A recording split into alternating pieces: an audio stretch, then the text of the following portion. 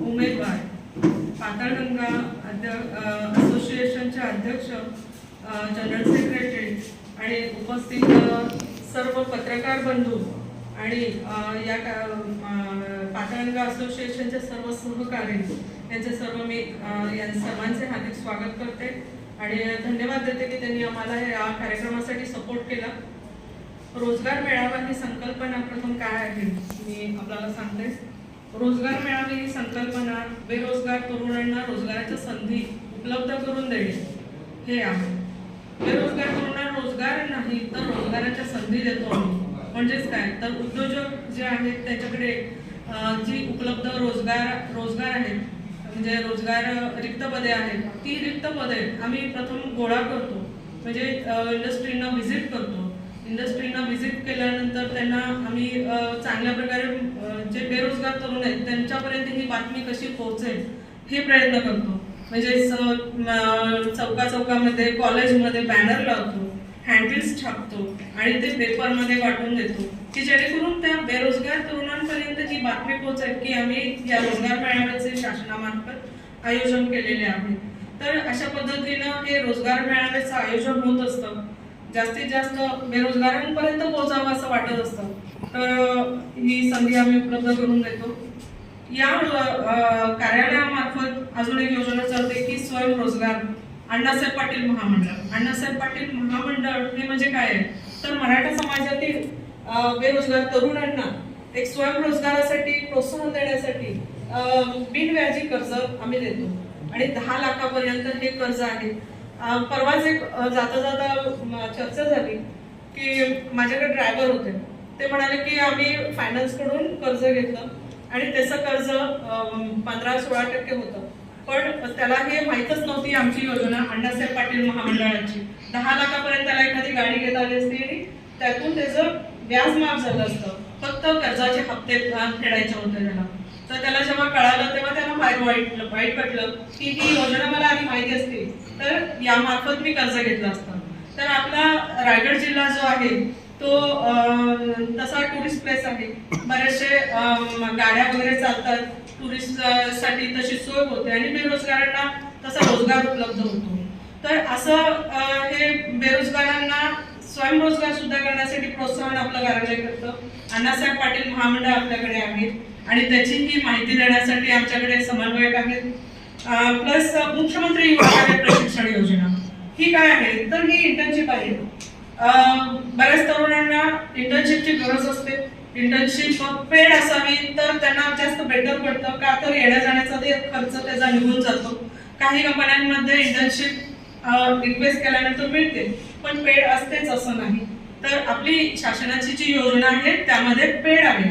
तर 12वी साठी 6,000, डिप्लोमा ITI साठी 8,000 आणि ग्रॅज्युएट साठी 10,000 आमचं कार्यालय म्हणजे आमच्या आयुक्तालय देतं आणि हे पर मंथ DBT द्वारे त्या अकाउंटला जमा होतात। तर ही इंटर्नशिपची योजना आधी 6 महिन्यासाठी होती ती आता एक्सटेंड करून 11 महिन्यासाठी झालेली आहे। म्हणजे बेरोजगार तरुणांना फक्त शैक्षणिक कागदपत्रांवरती त्यांना फेस करावं लागतं की आम्हाला आता अनुभव नाही तर कुठून मिळणार। तर ही अनुभवाची कामाची संधी शासनाने उपलब्ध करून दिलेली आहे आणि जवळपास 4 कोटी रायगड डिस्ट्रिक्ट मधून फक्त डिस्पर्स झालेले आहेत। 1700 इंटर्न्स आपल्याकडे आहेत। तर असं मी कंपन्यांना हे आवाहन करते की इंटर्नशिप साठी सुद्धा मुलांना तुम्ही संधी द्या, तुम्हाला पैसे द्यायचे नाहीयेत, फक्त त्यांना रोजगार म्हणजे कामाची संधी द्यायची आहे। तर ही एक मुख्यमंत्री युवा कार्य प्रशिक्षण योजना आहे। प्लस प्रधानमंत्री युवा कार्य प्रशिक्षण सुद्धा आहे। प्रधानमंत्री युवा कार्य प्रशिक्षण ती पण इंटर्नशिप आहे पण ती प्रधानमंत्री महोदय या स्तरावरून आहे आणि त्याचं जे इंटर्नशिप आहे ती 5,000 आहे। म्हणजे कुठलीही कॅटेगरी त्यामध्ये असेल तर त्याला 5,000 रुपये आहे। 4,500 कंपनी देणार, कंपनी 500 देणार आणि 4,500 शासनाकडून मिळणार अशी ही प्रधानमंत्री आहे। मुख्यमंत्री झाली, युवा कार्य प्रशिक्षण झालं आणि या 2 इंटर्नशिप मधून सुद्धा कंपन्यांनी त्यांना वाव द्यावा। तसंच आमच्या कार्यालयामार्फत अजून एक योजना चालते ती कौशल्य विकास प्रशिक्षण। गुरव सरांशी माझं बोलणं झालं की आपलं सुद्धा असोसिएशनचं जर रजिस्ट्रेशन झालं तर या पाताळगंगा असोसिएशन मध्ये काही कंपन्या आहेत ज्यांच्याकडं स्किल्ड मॅनपॉवर मिळत नाहीये. तर अशी स्किल्ड मॅनपॉवर डेव्हलप करणे आणि त्यासाठी आपलं जर इंडस्ट्रीचं रजिस्ट्रेशन असेल तर या पूर्ण पाताळगंगा असोसिएशन मध्ये जो काही स्किल गॅप आहे तो स्किल गॅपचं ट्रेनिंग आपण त्या सेंटरमध्ये दिलं तर कंपन्यांना स्किल्ड मॅनपॉवर सुद्धा भेटेल आणि आपल्या शासनाचं एक ट्रेनिंग सेंटर होईल असोसिएशनचं.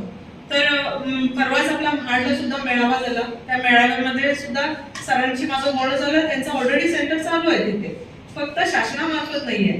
तर त्यांनी स्किल डेव्हलप करतच आहेत. फक्त आता आम्ही त्यांना सांगितलं की तुम्ही ग्रीन चॅनल थ्रू रजिस्ट्रेशन करा जेणेकरून मग शासनामार्फत जे काही तुम्हाला कोर्सेस चालवायचे सगळ्यांना तुम्हाला ती संधी मिळेल आणि उद्योजकांना सुद्धा सोयीचं होईल. तसंच आपल्या सुद्धा इंडस्ट्री असोसिएशनचं रजिस्ट्रेशन करता येईल की जेणेकरून आपल्याला या कंपन्यांना जे काही स्किल्ड मॅनपॉवर पाहिजे, स्किल गॅप आहे तो आपण त्यातून डेव्हलप करू शकू. तर असं मी असोसिएशनला विनंती करते की त्यांनी त्यात पुढाकार घ्यावा आणि स्किल डेव्हलपमेंट सेंटर तसं चालू करावं जेणेकरून मुलांना मोफत ट्रेनिंग मिळेल आणि कंपन्यांमध्ये त्याच कंपन्यांमध्ये ते ॲब्झॉर्ब सुद्धा करता येते. तर असं हे आमचं कार्यालय काम करतं. प्रशिक्षण, युवा कार्य प्रशिक्षण, रोजगार मेळाव्याच्या संधी आणि स्वयंरोजगार हे सर्व काम आमच्या कार्यालयामार्फत चालतं.